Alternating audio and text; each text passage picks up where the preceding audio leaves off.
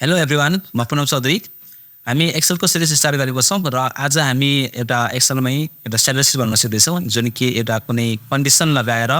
हामी त्यसबाट क्यालकुलेट गर्न सिक्दैछौँ जसमा 80 स्यालेरीदेखि 80 छ भने 80% अनि 80 स्यालेरीदेखि 80 छ भने 80%को दरले ट्याक्स कट्ने भनेर हामी एउटा स्ट्याटिस्टिक्स बनाउन सिक्दैछौँ र कसरी बन्छ हामी पहिला बोर्डमा हेर्छौँ त्यसपछि कम्प्युटरमा हेर्छौँ ओके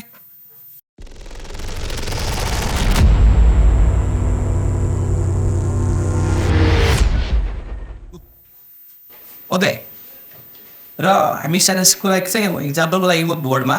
बनाउनु भएको छु है तर किताबमा हो भने हामी किताबमा तपाईँ पेज नम्बर 102 हामी हेर्छौँ है अथवा 102 मा छ स्ट्याटिस्टिक्स हामी स्ट्याटिस्टिक्स 280 छ एडभान्स स्ट्याटिस्टिक्स र यस अन्तर्गत हामी अब यो स्ट्याटिस्टिक्स बनाउने कसरी भन्ने कुरो चाहिँ म इक्जाम्पलको लागि वा त्यसमा राख्छु है ल सुरुमा चाहिँ हामीले स्क्यापेयर भन्ने है ओके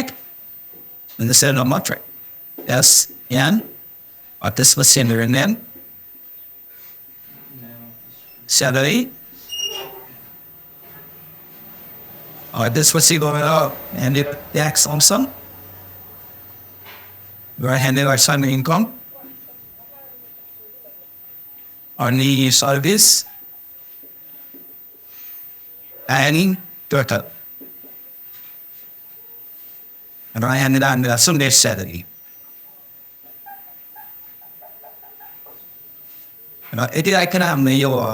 सर्भिस ग्राउन्ड भन्दैछ किताबबाट होइन अथवा जस्तै मैले अब त 9 to $1 the decision that that it on and the main way run the work see and I'm and the key and the key management यति भइसकेपछि भयो हाम्रो स्ट्याटिस्टिक्सको फर्म्याटहरू है यो स्ट्याटिस्टिक्स फर्म्याट त अब यसमा चाहिँ हाम्रो कन्डिसन के छ भनेपछि जस्तै यहाँनिर किताबमा भनेको हामी हेर्छौँ यदि है इयरली स्यालेरी अथवा इयरली इन्कम 2 लाखभन्दा कम छ भने यदि 2 लाखभन्दा कम कुनै व्यक्तिले वर्षको कमाउँछ भने यसको ट्याक्स चाहिँ 0% लाग्नेछ होइन त्यसै गरी यदि इन्कम वार्षिक 2 लाखदेखि 3 लाखसम्मको हुन्छ भने त्यसको चाहिँ 15% चाहिँ ट्याक्स लाग्नेछ त्यसै गरी यदि 3 लाखभन्दा माथि जति कमाओस् त्यो कमाउँछ भने चाहिँ त्यसको चाहिँ 20% इन्कम ट्याक्स लाग्नेछ भनेर हामीले यो इन्कम निकाल्नु पर्नेछ अनि सर्भिस ट्याक्स टोटल निकाल्नु पर्नेछ अनि अब किताबको लागि हेरेर लेखेको छु है जस्तै यहाँनिर मैले चाहिँ के होइन यदि इन्कम इयरली है yearly income less than 2 lakh हुन्छ भने 8,108 हुन्छ भने यसको ट्याक्स चाहिँ लाग्ने छ 0% को भइरहेको छ नि होइन 200 के भनेको बुझेको बुझेन 200 के बुझिरहेको छ यदि 2 लाखभन्दा कम च्यालेन्ज छ भने 0% एक्स दुई तीन हाल्के भन्ने होइन त्यसै गरी इयरली स्यालेरी होइन इन्कम बढी छ 203 भन्दा होइन र कम छ त्यो चाहिँ के भन्नु भने यसको ट्याक्स चाहिँ लाग्ने छ 15% है 2 लाखभन्दा बढी कमाउँछ 3 लाखभन्दा कम कमाउँछ भने 15% इन्कम ट्याक्स लाग्ने छ त्यसै गरी यदि स्यालेरी इयरली इन्कम बढी छ 3 लाखभन्दा भने त्यसको ट्याक्स चाहिँ लाग्ने छ 20%। 3 लाखभन्दा जति बढी होस् सबैको चाहिँ 20% लाग्ने छ भनेर यो कन्डिसन राखेको छ र यो कन्डिसन अनुसार हामीले स्यालेरी राख्नु पर्छ स्यालेरी सेल नम्बर नेम सेलेरी इन्पेयर राखिदिएर प्रतिबद्ध छ उयो समय आइकर चाहिँ यो क्यालकुलेट गर्न सक्छ आज ओके ल अब हामीले कम्प्युटर हेर्छ ल ओके म कम्प्युटर स्क्रिनमा आइसकेको छु र म पहिला एक्सेल खोलिहाल्छु एक्सेल सर्च गरौँ र एक्सेल ओपन गरौँ र यो एक्सेल अन्तर्गत अब के छ भनेपछि हाम्रो त्यो पहिला स्यालेरीको फर्म्याट बनाइहाल्छौँ है यहाँनिर ठिक छ के छ यहाँनिर सिरियल नम्बर छ होइन यहाँनिर एस यहाँ राख्नु पऱ्यो एस डट एम राख्ने मैले त्यसपछि यहाँनिर name salary income service total net salary यो राख्ने हो र राखिसकेपछि अब यहाँनिर चाहिँ यो पुरै तिनटालाई सेलेक्ट गरेर म मर्ज गरेँ र यो चाहिँ के एउटा हाम्रो ट्याक्स हो र यो दुईटालाई सेलेक्ट गरेर मैले मर्ज गरेँ यसलाई पनि सेलेक्ट गरेर मर्ज यसलाई पनि सेलेक्ट गरेर मर्ज र यसलाई पनि सेलेक्ट गरेर मर्ज गरेँ मैले यो पुरैलाई सेलेक्ट गरेर मैले सेन्टर गर्दैछु र अब यहाँनिर हामीले सिरियल नम्बर राख्नुपर्ने हुन्छ 1 राखेर मैले यसलाई तल टानिदिएँ यसरी र यहाँनिर अब फिर सेन्ज गरिदिएँ र यसलाई पनि सेन्ज गरिदिएँ नाम के छ भन्नु त मलाई किताबमा लेखेको नाम क्या अब तिम्रो किताबै छैन के भन्छ ल नाम छ यहाँ नाम राख्छौँ हामी यहाँनिर है एउटा नाम छ KRI कृष्ण पौडेल नाम भनौँ होला कृष्ण पौडेल अनि गीता के पुरा नाम भनौँ न गीता फिनार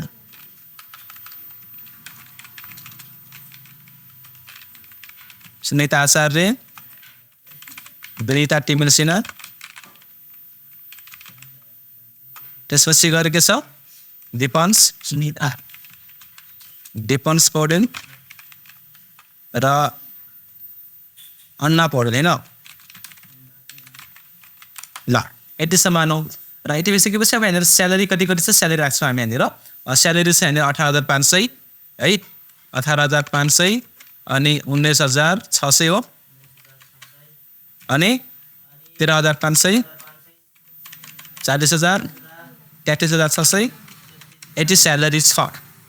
भने अब यहाँनिर इन्कम निकाल्न पर्यो हामीले होइन इन्कम कति भयो अनि त्यसको ट्याक्स कति काट्ने त इन्कम 80 भयो एक महिनाको भनेपछि एक वर्ष कति हुन्छ त्यो एक वर्षको कमाइअनुसार ट्याक्स यहाँनिर कति काट्ने त हामी भनिसक्यौँ 2 लाखभन्दा कम छ भने 0% ट्याक्स लाग्नेछ 2 लाखदेखि 3 लाखको बिचमा छ भने 15% ट्याक्स लाग्नेछ 3 देखि माथि जति होस् त्यहाँ चाहिँ 20% ट्याक्स लाग्नेछ भने यो इन्कम ट्याक्स भनेपछि अब यसमा हामी फर्मुला लगाउनु पर्ने हुन्छ फर्मुलाको लागि चाहिँ हामी इक्वल टु राख्छौँ यानी इफ राख्नै पर्यो क्वेसनमा एन्ड राख्छौँ एज भेरी वर्स्ट होइन त्यसपछि इफ एन्ड दुईवटा कन्डिसन छ यहाँनिर यदि स्यालेरी 80 भयो भने अनि ट्याक्स 80 हुने भनेर हामीले फर्मुला गर्नुपर्ने छ त्यसैले इफ एन्ड 80 र होइन 80 स्यालेरी इन्टु 12 गर्दाखेरि कम हुन्छ 2 लाखभन्दा 3, 4, 5 2 लाखभन्दा कम हुन्छ भने कोस्ट बन्ड कमा 0% हुनेछ यो 0 हुनेछ होइन यदि स्यालेरी 12 यो स्यालेरी इन्टु 12 गर्दाखेरि 2 लाखभन्दा कम हुन्छ भने 0% भयो 0 हुने भयो केही ट्याक्स लाग्नु भएन र त्यस्तै गरी यदि इफ पोस्टमा यो स्यालेरी मल्टिप्लाई 12 गर्दाखेरि बढी हुन्छ 2 लाखभन्दा र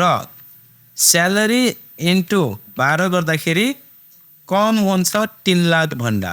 1, 2, 3, 4, 5 3 लाखभन्दा कम हुन्छ भने कमा स्यालेरी इन्टु 15% लाग्नेछ भनेर भन्नु पर्यो होइन भने स्यालेरीको 20% लाग्नेछ भनेर हामीले यो फर्मुला लगाउनु पर्यो र अब इन्टर गरेपछि चाहिँ हाम्रो यसको कति हुन्छ ट्याक्स यहाँनिर जोडेर आउँछ र तान्नेपछि सबैको ट्याक्स जोडेर आउने हो होइन यसरी हामी यो के अरे इन्कम ट्याक्स निकाल्छौँ यो भनेको इन्कम ट्याक्स हो त्यसरी अब सर्भिस ट्याक्स निकाल्नु पर्यो सर्भिस ट्याक्स चाहिँ सबैको 1% हुन्छ भनेपछि इक्वल टु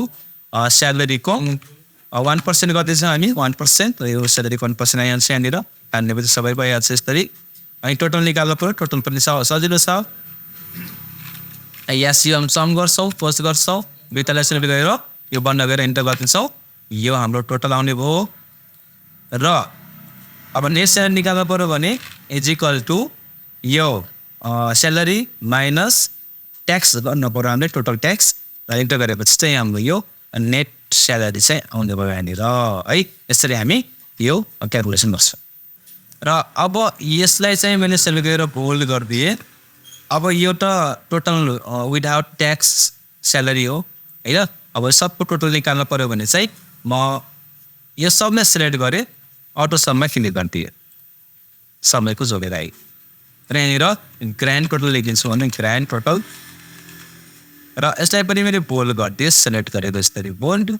र यसलाई सिलेक्ट गरेर म बोर्डर पनि राख्न सक्छु यसरी हैन र यसरी हामी यो कन्डिसन सहितको स्यालेरी सिट चाहिँ तयार पार्न सक्छ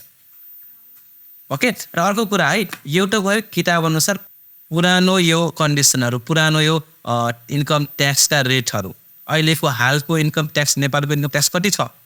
त्यो अनुसारले पनि हामी यो स्यालेरी जोड्न जान्न पर्यो ल हामी गुगलमा सर्च गरौँ त अहिलेको हालको